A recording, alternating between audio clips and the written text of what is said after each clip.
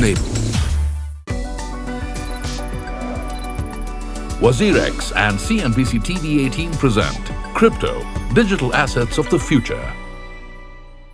Hello and welcome to this very special series brought to you by WazirX and CNBC TV18, Crypto, the Digital Assets of the Future. The theme for the conversation today is on how realistic is the digital rupee being backed by the digital gold. And to have this very special conversation, we are joined by Anthoy Pompliano. He's investor at Pomp Investments. Anthoy, thank you so much for joining us. And since we've seen Bitcoin outperform various other asset classes and it's growing, acceptance between people in India and abroad as well, not too many central banks really have been comfortable with that. And the reason clearly is that they would have no control over this. How do you see the increasing acceptance of Bitcoin across the world?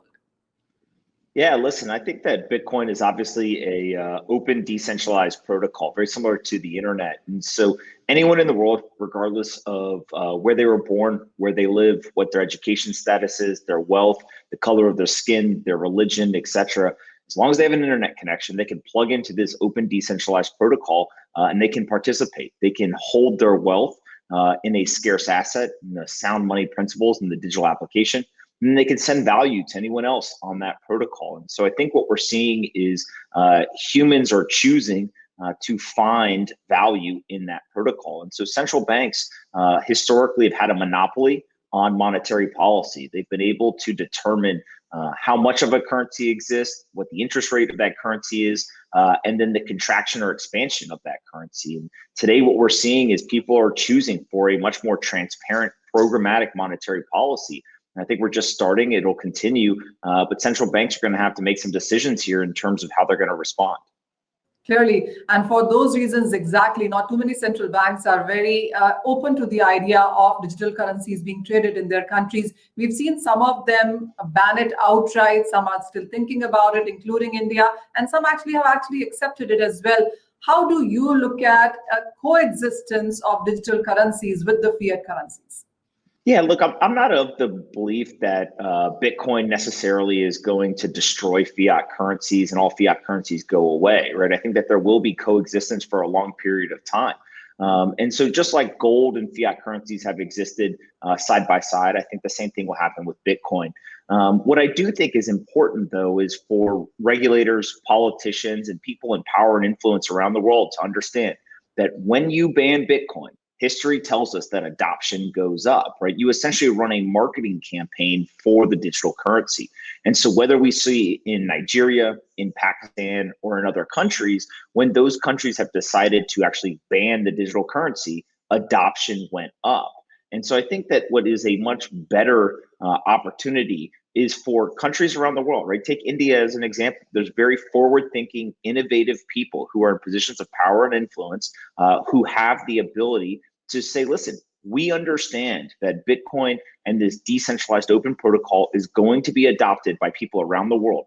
And we are not going to sit by and get left behind. We are going to be a leader in this space. We are going to embrace this new technology.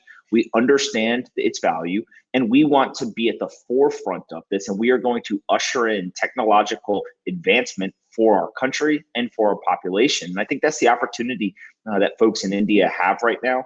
There's a ton of people in the private sector that are working towards that.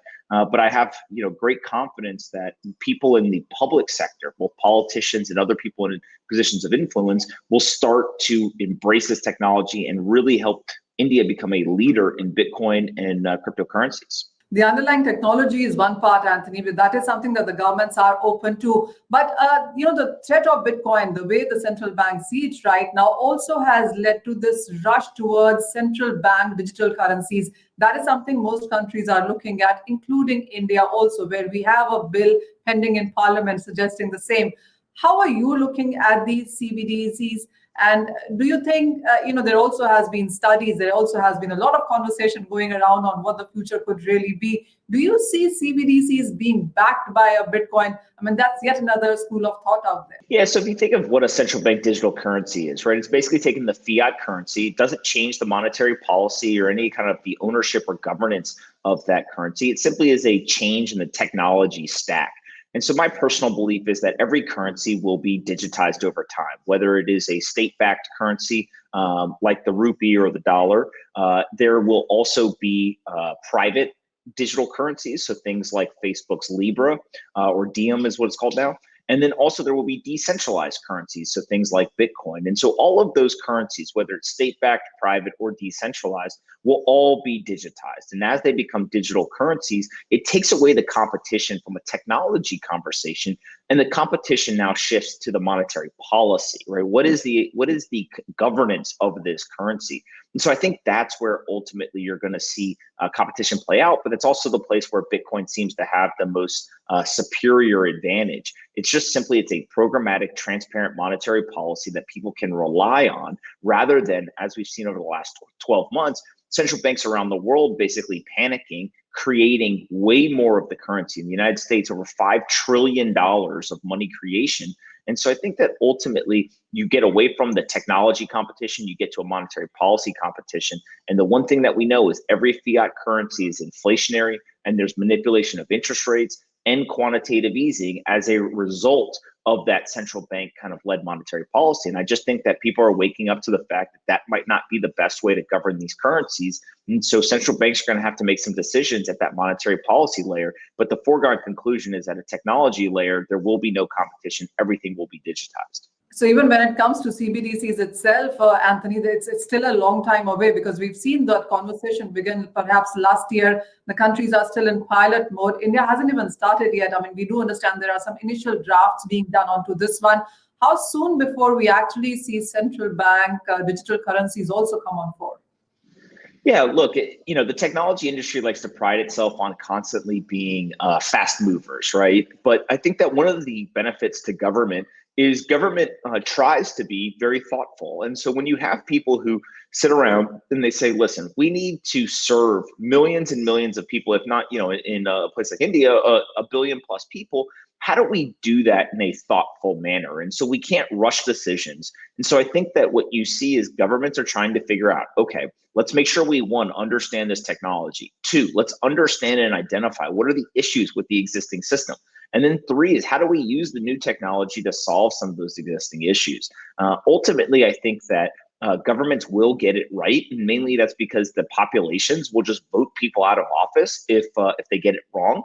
And so over a long enough time period, you kind of trend in the right direction. But it's frustrating, right, to people in the technology industry that are used to moving quickly to see governments and central banks moving slower. But I do think that there is some value in being thoughtful and intentional in the way that we go about this. But again, I think my message is just to the people of India and to regulators, politicians, and other people's in power and influence, is that you can be a leader in this industry, right? It is up for grabs. And so when you have such a large, intelligent, hardworking population, trying to embrace this technology will serve as a great economic boost to your country and to your people. And I've got great confidence that the people of India have the ability and the desire to be a leader on a global stage. And so it's going to be fun to watch.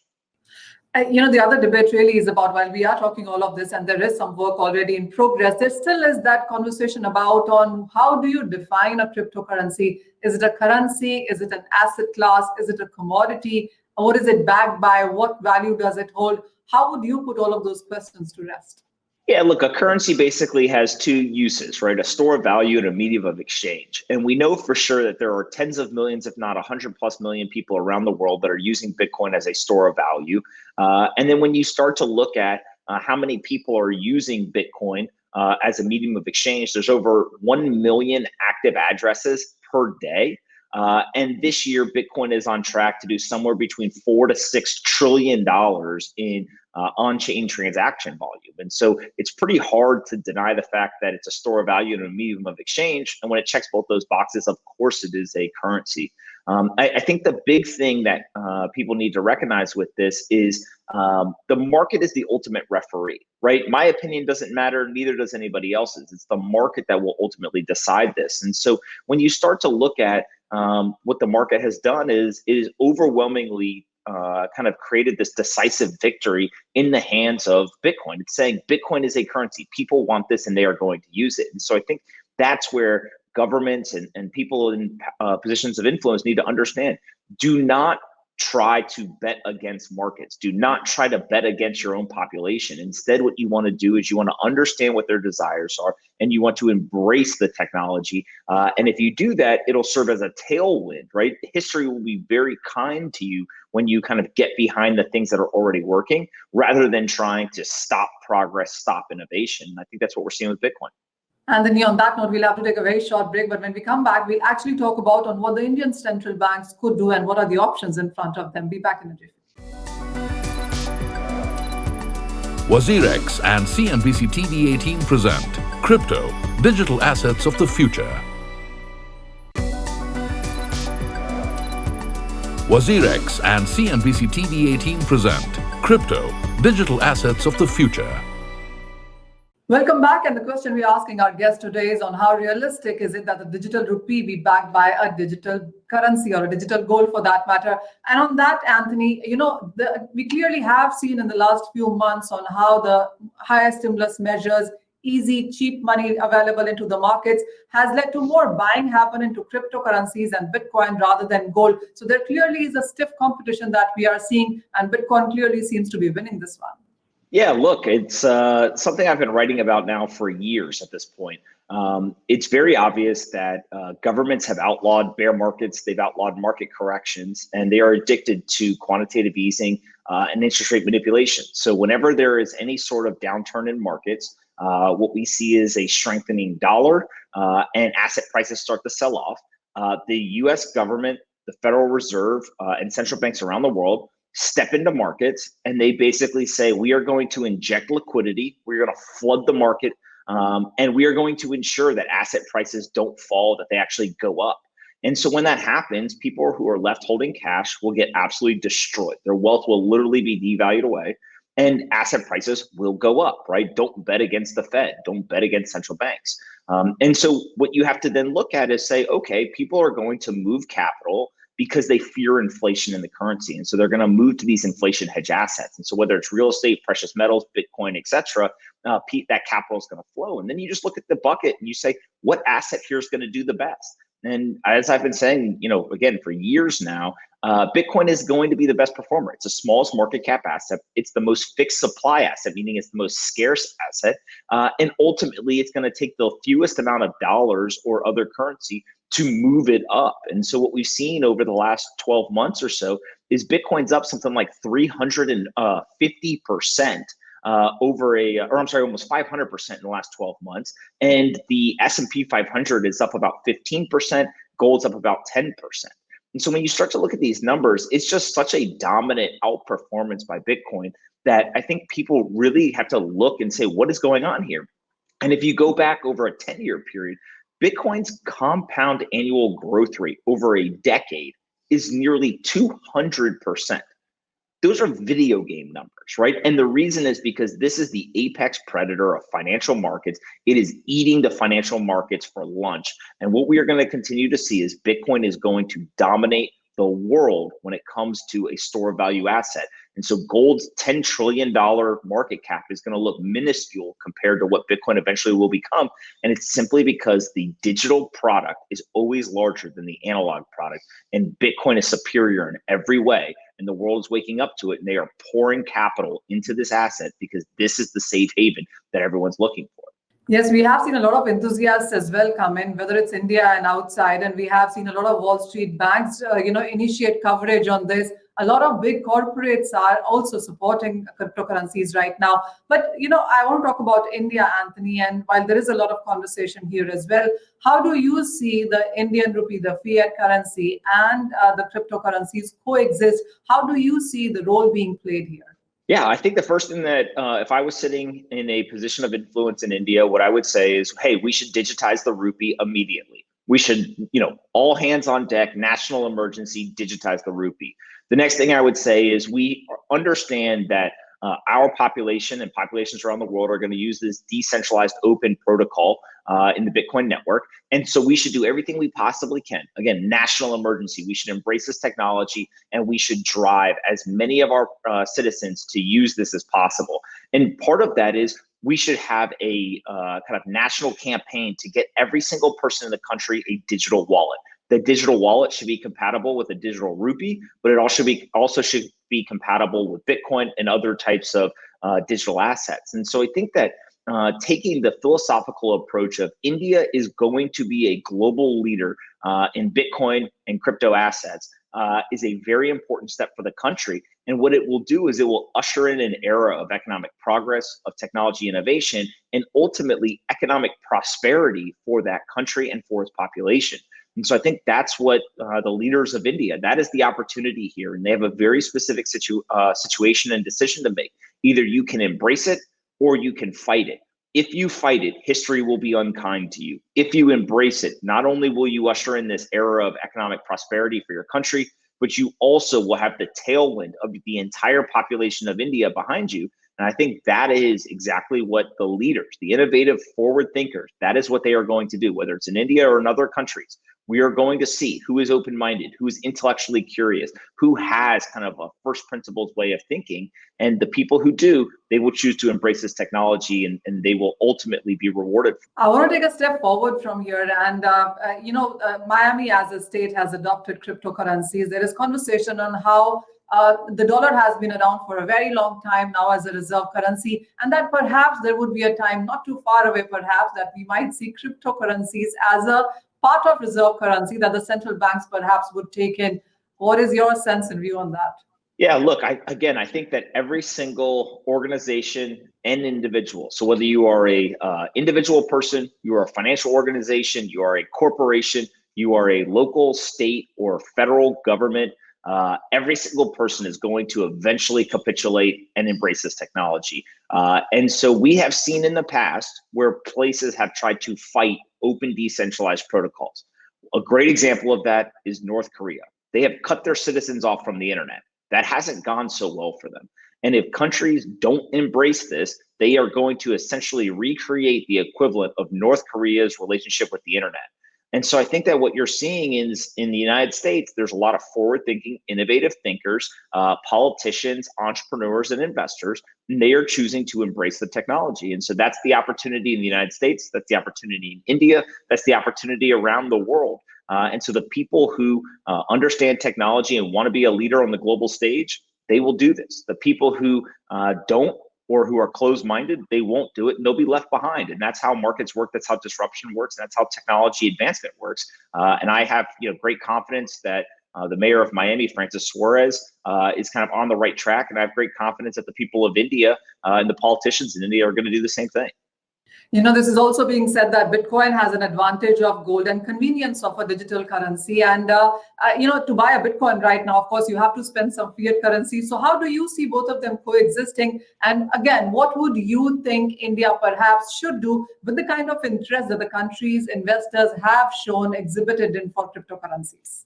Yeah, look, I think that India's opportunity is to embrace Bitcoin, right? And if India was to come out and say, we believe Bitcoin is an innovative technology, we believe that our population can benefit from embracing this technology, and we are going to do everything we possibly can, from creating a kind of advantageous regulatory environment to helping entrepreneurs build businesses and infrastructure in this space, to making an investment ourselves and taking part of the balance sheet of the country of India and converting it to Bitcoin. And then on top of that, encouraging that technological advancement and innovation inside of the country around Bitcoin and cryptocurrencies. I think all of those things would drastically push this forward. But from a tactical kind of application standpoint, the number one thing that the country of India and the leaders of that country can do is to make sure that every single citizen in the country has a digital wallet. Get people a digital wallet and they will take it from there. And I think that type of access, that opportunity, right? Immediately taking a country that is heavily underbanked or not banked at all and saying, we are going to help you become banked in this new digital financial system. We are going to get you a digital wallet. When you have that digital wallet, you can plug into these open decentralized protocols. And now not only can you store value, not only can you exchange value with anyone in the world, but you can do lending, you can do insurance, you can do all of the financial services that people in the Western world have enjoyed for decades. We now can bring that and outsource it to anyone in the world that has an internet connection. I think that is the opportunity. Is it completely removes the discrimination and it removes the Western-centric kind of advantage that the financial system has had for a long time. and it brings power and opportunity to people in countries like India. And if people that are in leadership positions want to have history be kind to them and they want India to stand as a global leader, embracing this technology is a no-brainer. Finally, Anthony, so what is your sense? I mean, the kind of concerns that the central banks have right now, that this would destabilize or, undermine the control that the central banks have on the country's economy right now, or the currency for that matter. So what is the best foot forward onto this one? What I think is going to happen is that India is going to be a global leader in Bitcoin and cryptocurrencies. The politicians and people of power and influence inside the country are going to take the time to learn about the technology. They're going to realize that the population wants to embrace this, and they're going to actually start to remove the friction and barriers to using these technologies. On top of that, they're going to work hard to make sure that every citizen within the country of India is able to get a digital wallet. And then on top of that, what we're going to see is India is actually going to end up being one of the global leaders, in that they are going to take some of their central bank reserves and they're going to convert it to Bitcoin. And when they do that, I think that the world will wake up and realize that India is a leader. India is a technology forward country. And the people of India, not only are they skilled, intelligent, and hardworking, but they're very forward thinking. And I think that it's going to be an amazing day to watch the country of India embrace this technology and kind of put that flag of leadership on the global stage. And I can't wait to watch it happen. Anthony Thong, thank you so much for joining us today, and thank you for busting a lot of myths there and putting a lot of options out there and thinking out of box as well. So there are various options that we can look at, and cryptocurrencies being taken in by the various central governments, especially India, where we clearly are awaiting guidelines here. Thank you so much. Thank you so much for watching this show. That's all that we have on CNBC TV 18 right now. Thank you. WazirX and CNBC TV 18 present Crypto, Digital Assets of the Future.